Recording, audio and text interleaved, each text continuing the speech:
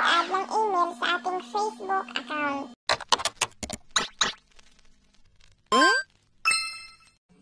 So, una guys, punta ka lang sa settings. Click settings. Then, personal details. Personal details ulit. Then, contact info.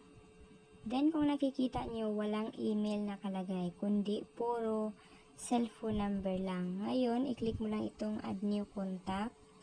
Then, add email. Then, i-check ko lang ito. Then, enter email address.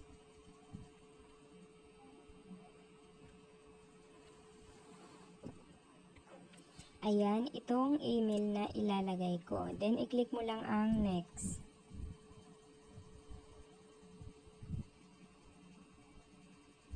Then, pagkatapos nyan, check your WhatsApp message. Enter the code we sent to you. Punta lang tayo dito. Ayan.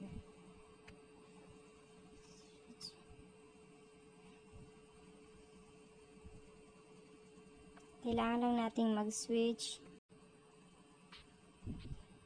Try another way.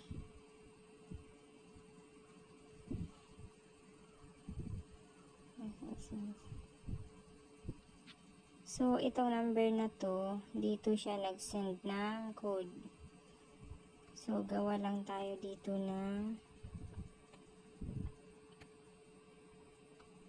switch account.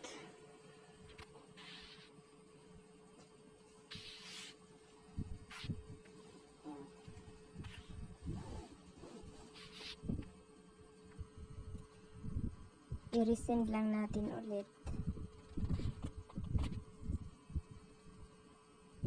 Then, kung may ma-receive na kayo, i-enter nyo lang dito. Then, click continue. Then, click next.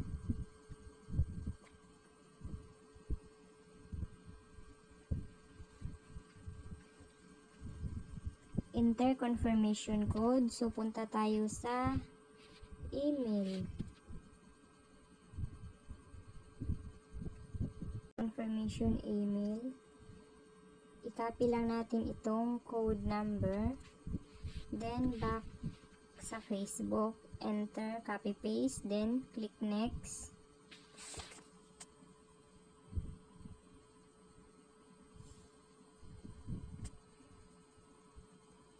Then, close. So, nakapinding confirmation pa siya sa ngayon. Ayan. So, ganun lang siya kasimple guys. Ayan, okay na.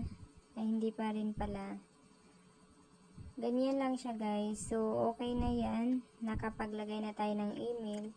So, ganun lang siya kasimple kung paano tayo mag-add ng email dito. Pindutin lang ang add new contact. Pwede ka mag-add ng mobile number at email. So, thank you for watching.